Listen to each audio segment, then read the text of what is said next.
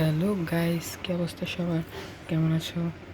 আজকে আমরা করব দশম শ্রেণী উচ্চতর গণিতের 8.2 11 নম্বর এই অঙ্কটা।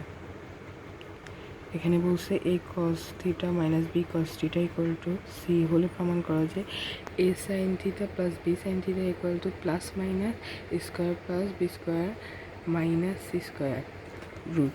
তাহলে আমরা প্রথমে প্রশ্নটা লিখে নিব। প্রশ্নটা লিখে নেওয়ার পর প্রশ্নটাকে দিব 1 নং, তারপরে লিখবো ধরি লিখে আমরা এখানে যে প্রশ্নটা দেওয়া আছে সেটা বিপরীত লিখবো। বিপরীত লিখলে হয় এখানে বি সাইন থিটা, তাহলে এখানে হবে এ সাইন থিটা, এখানে মাইনাস এখানে প্লাস হবে, এবং এখানে বি এ কস থিটা, সুতরাং এখানে হবে B cos theta equal to আমরা যে কোনো একটি অজ্ঞাত মান ধরে নিব। ওই অজ্ঞাত মানকে আমরা দিব 2 নং। তাহলে তারপর কি করব, আমরা 1 নং ও 2 নং বর্গ করে যোগ করি। সুতরাং বর্গ করে যোগ করলে হয়,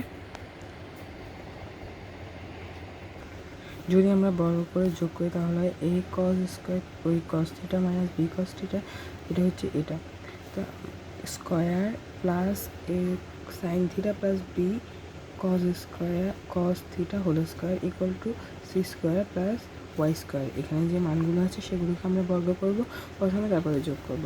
আমরা তারপরে সূত্র বসিয়েছি, আমরা জানি A plus B whole square equal to square plus 2ab plus B square.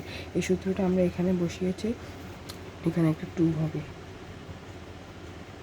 তাহলে আমরা A cos theta minus B cos square theta equal to pi square. আমরা এখানে হোল স্কোয়ার দেওয়া যায়, কিন্তু অঙ্ক ছোটো করার সুবিধার্থে আমরা এটা লিখেছি। তাহলেই হবে square minus 2ab plus B square, এটা লিখেছি, ব্র্যাকেট দিয়েছি। তারপরে এখানে প্লাস, এখানেও প্লাস, এবং এখানে A sine theta plus B sine theta whole square equal to square plus 2ab plus B square. এখানে আবার স্কোয়ার প্লাস ওয়াই স্কোয়ার, ডান পক্ষ নেমে গেছে।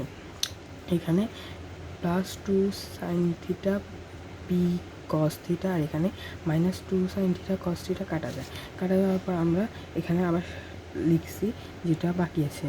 এখানে এই কস স্কোয়ার থিটা আমরা এর সাথে এ লিখবো, কারণ আমরা জানি যদি থাকে 4 প্লাস 1 প্লাস 2, তাহলে এটাকে আমরা এভাবেও লিখতে পারি 1 প্লাস 4 প্লাস 2।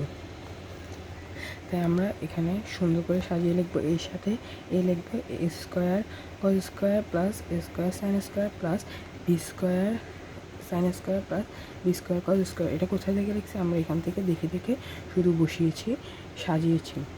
এখানে ডান পক্ষ অপরিবর্তিত। এখানে আমরা কমন নেব, এখানে কি কমন যায়, স্কোয়ার কমন যায়। আমরা স্কোয়ার কমন নিলে স্কোয়ার কমন নিচ্ছি, এখানে বি স্কোয়ার কমন যায়, বি স্কোয়ার কমন নিচ্ছি। আমরা জানি A cos square plus sine square equal to 1, সুতরাং আমরা এখানে 1 বসাইছি, এবং প্লাস যেখানে বি স্কোয়ার আসছিল, আর এখানে sign square plus cos square equal to 1 আমরা সেটা বসাইছি। ডান পক্ষ অপরিবর্তিত। এখন আমরা এখানে পূরণ দিলে স্কোয়ার ইন্টু 1, তাহলে স্কোয়ার হয় প্লাস বি স্কোয়ার ইন্টু 1 মানে বি স্কোয়ারে হয়, ডান পক্ষ অপরিবর্তিত। আমরা এখানে আবার লিখছি সিটাকে এ পাশে আনলে হয় minus C square equal to Y square.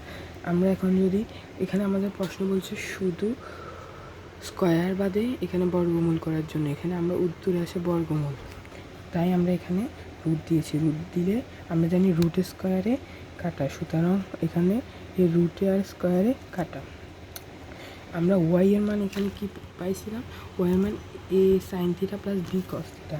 আমরা এখানে ওয়াই এর মানটা বসেছি A sine theta plus B cos theta equal to আমরা A square plus B square minus C square আর বর্গমূল। এখানে যেহেতু আমাদের প্রশ্নে বলছে প্লাস মাইনাস, সুতরাং এখানে আমরা উত্তরও হবে প্লাস মাইনাস। তো গাইস, কেমন হলো? যদি আমার বোঝানোটা ছোট হিসেবে ভালো লাগে তাহলে একটা লাইক এবং সাবস্ক্রাইব করো।